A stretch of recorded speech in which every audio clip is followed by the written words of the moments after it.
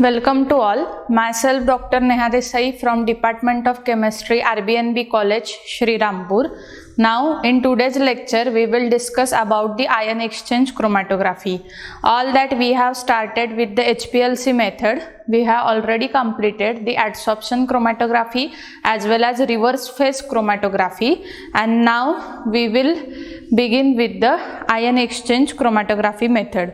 So what is mean by ion exchange chromatography? We will see the introduction.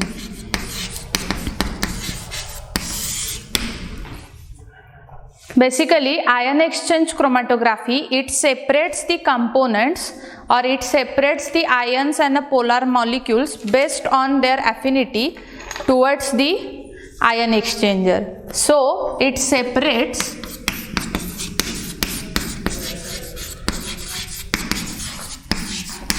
the ions or molecules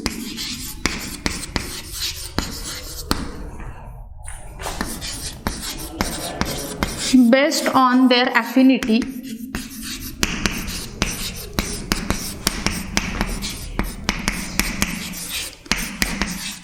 towards ion exchanger.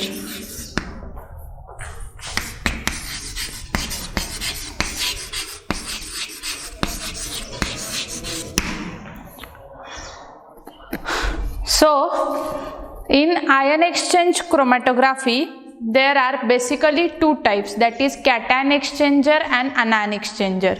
So in case of ion exchange chromatography, two main types are cation exchanger and anion exchanger. Here, as the name indicates, the exchange of ions takes place, that is, in case of cation exchanger, exchange between the cations takes place, and in case of anion exchanger, exchange between the anions takes place.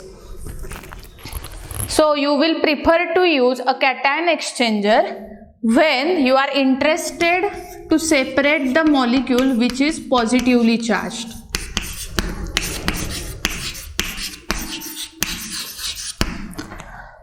Now in case of anion exchanger, you will use the anion exchanger if you want to separate the molecule which is negatively charged. Then in case of cation, mostly it is enriched with the H plus ion, while in case of anion it is enriched with the OH minus ion. So in case of cation exchanger, suppose Na plus is the cation. This Na plus cation is replaced by the H plus ion in case of cation exchanger, while in case of anion exchanger, suppose Cl minus is the anion, then this Cl minus anion is replaced by the OH minus anion in case of anion exchanger. So what we can say, that is, in case of cation exchanger, whenever you want to analyze the molecule which is positively charged, you will prefer for the cation exchange, and when you want to analyze the molecule which is negatively charged, then you will prefer for the anion exchanger. Now these are the two types of ion exchange columns which are used in case of HPLC. Now before that, it is very necessary to study the definition of ion exchange. So what is the exact definition of ion exchange?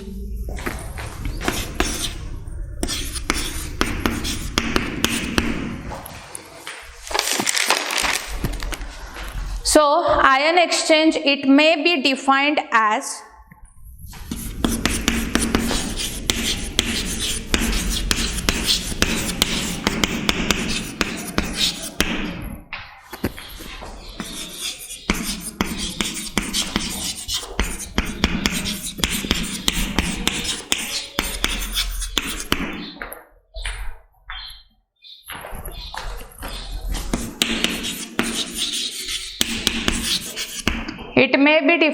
a reversible process in which free mobile ions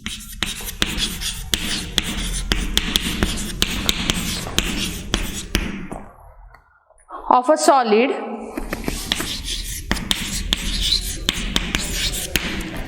free mobile ions of a solid called ion exchange are replaced with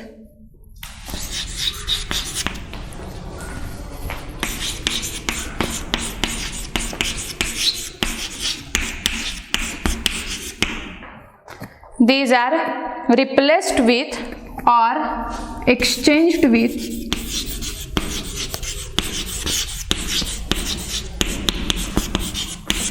ions from a exchanger or ion exchange column.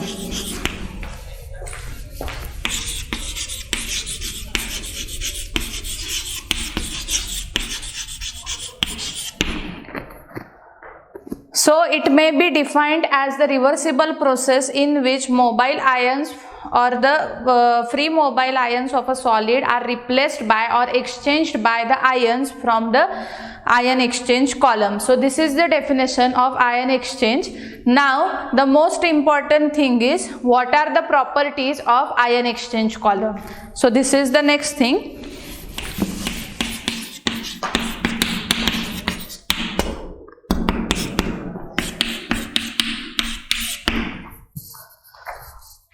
So the first property is all the ion exchange column, they are insoluble in water.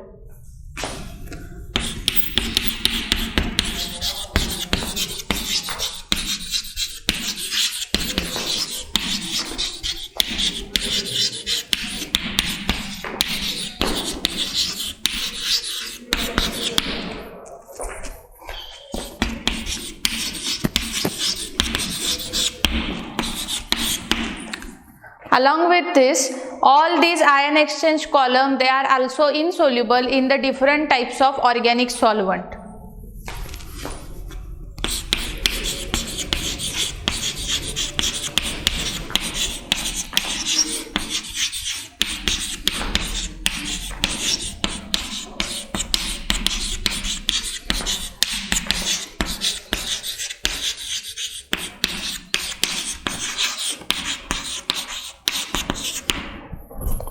Such as benzene,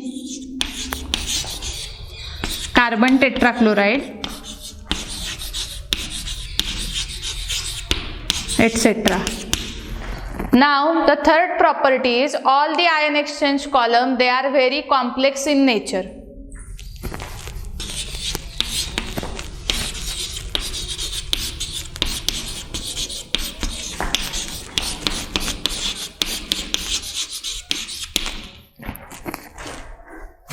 After this, the next thing is that in case of the HPLC column, all they are having the active ions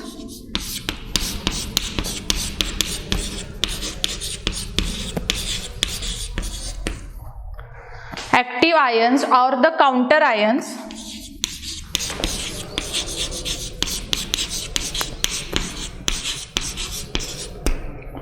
all they are having the active ions or the counter ions. Now in this all these are the properties of ion exchange column. All ion exchange column, they are insoluble in water, they are also insoluble in the different types of the organic solvent. Then all the ion exchange column, they are having a complex nature, and all the ion exchange column, they are having the active ions or the counter ions present for the exchange of the reversible ions. Okay, now after studying these different properties, the next important thing is what is the historical background for the discovery of ion exchange chromatography.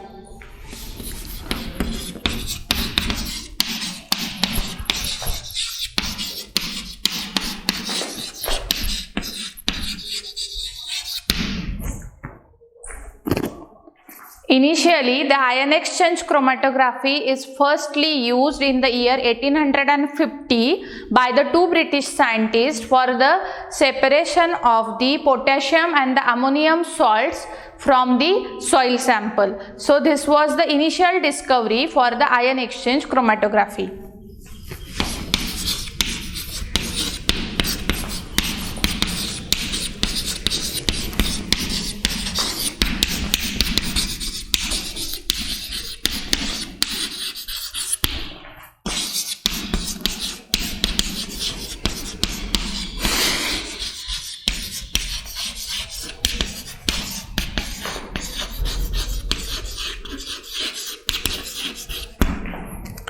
So in the year 1850 it was first used for the separation of the potassium and the ammonium salts from the soil sample. Then after this, in the year 1913, natural as well as synthetic resins are used.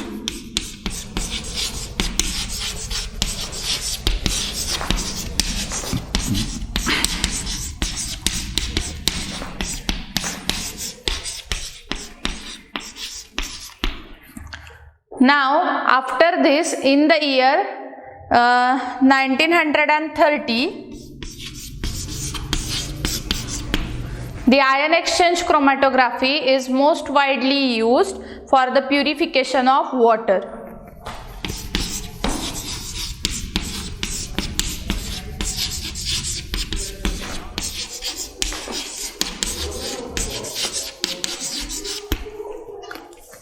Purification of water is considered as one of the largest application of the ion exchange chromatography. For the purification process, initially the water sample is passed through the cation exchanger, then all the cations are removed from it. Then after this, the sample is passed through the anion exchanger and all different kinds of the anions or the anionic impurities are removed, and finally you will obtain a deionized water which is completely free from all kinds of the cations as well as the anions in case of ion exchange chromatography. So in case of ion exchange chromatography, you can obtain the deionized water by using this particular purification system. Now before that, it is also necessary that how you can prepare the resin column.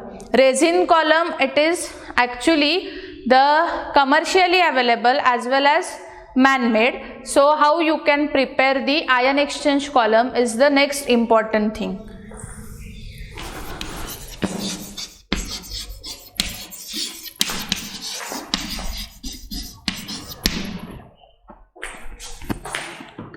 So for the preparation of ion exchange column, you are using either a DOEX 50 or the amber light, and this DOEX 50 or amber light, this resin is first taken. The resin material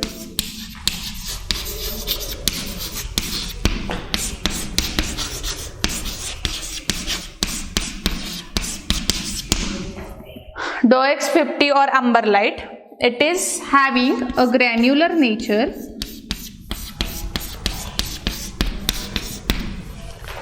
Okay, now this resin is taken or it is soaked with a water sample for 8 to 10 hours period. After soaking inside the water, then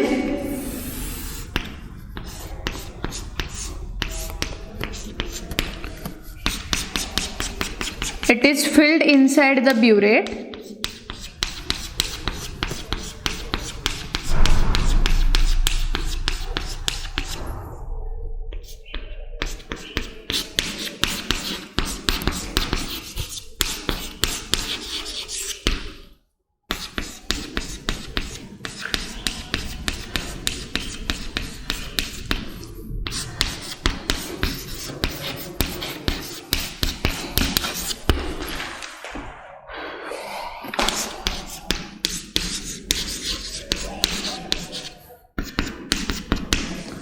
So firstly, DOEX 50, amber light or any other type of resin, depending on the type of sample that you want to analyze, you will take it. Then this resin is soaked inside the water for 8 to 10 hours.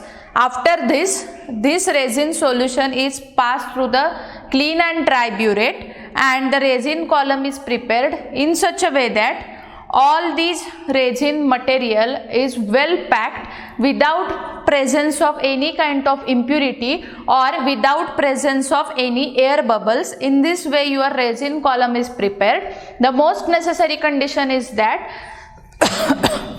you have to keep the water level just above the resin column, and the resin column should not be made dry.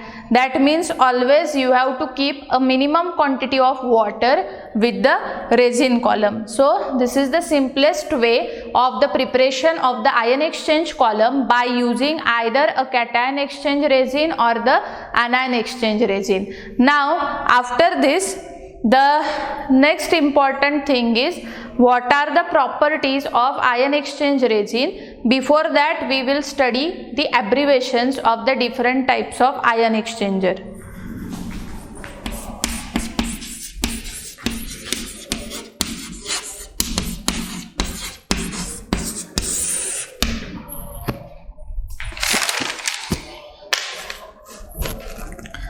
So what are the different abbreviations used? Abbreviations and their meaning.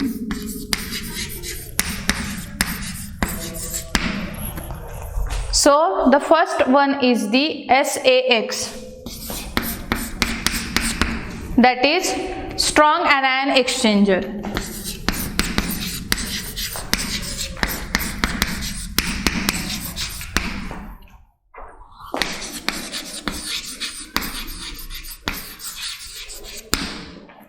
Then WAX, that is weak anion exchanger.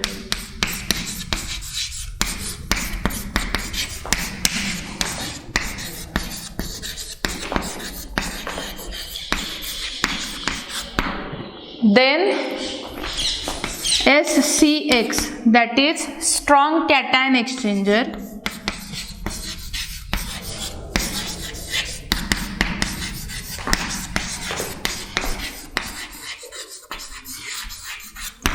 Then WCX, that is weak cation exchanger.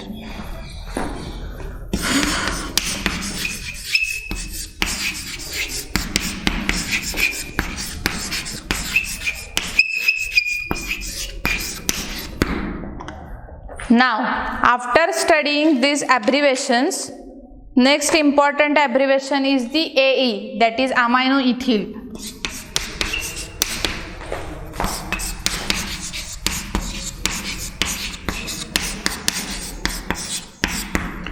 Then one more abbreviation is the CM, that is carboxymethyl.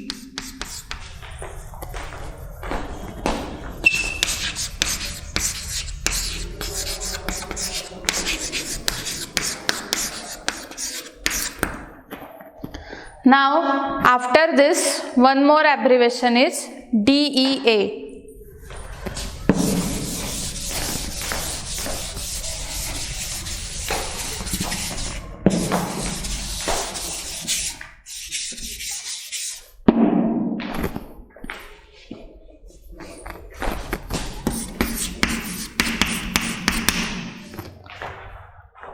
DEA, diethylamine.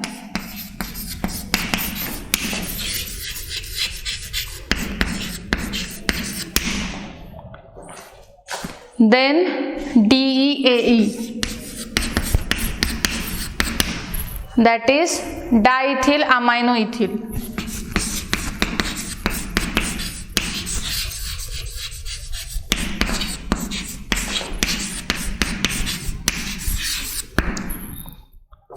Then PEI, that is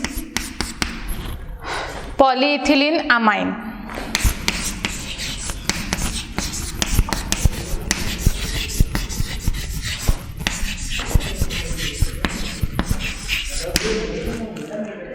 Then QA, this QA for quaternary amine.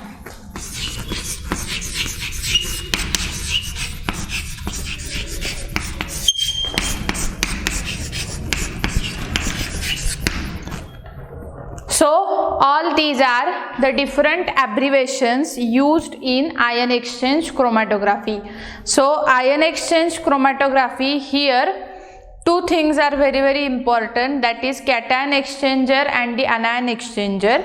Cation exchange, they are used for the exchange of different cations, and anion exchange, they are used for the exchange of different kinds of anions. And finally, by the complete removal of the cations and anions, you will get a deionized water if it is used for the purification system. So ion exchange, it is nothing but a reversible process in which the exchange of the cations and anions takes place from the ion exchange column. So this is the exact definition, and all the ion exchange material, they are having the complex nature.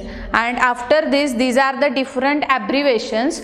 The resins that you are using in the ion exchange column, they are of two ways, either a natural or synthetic. So the synthetic resins, they are commercially available or commercially prepared, while the natural resins such as zeolite material, it is used as a natural material for the ion exchange column. So natural as well as synthetic, these are the two types of resin material, and as far as the preparation is concerned, it is ion exchange column are commercially available, as well as you can prepare it through the man-made. So after studying these abbreviations, the next important point that we are going to study, it is about the properties of the ion exchange.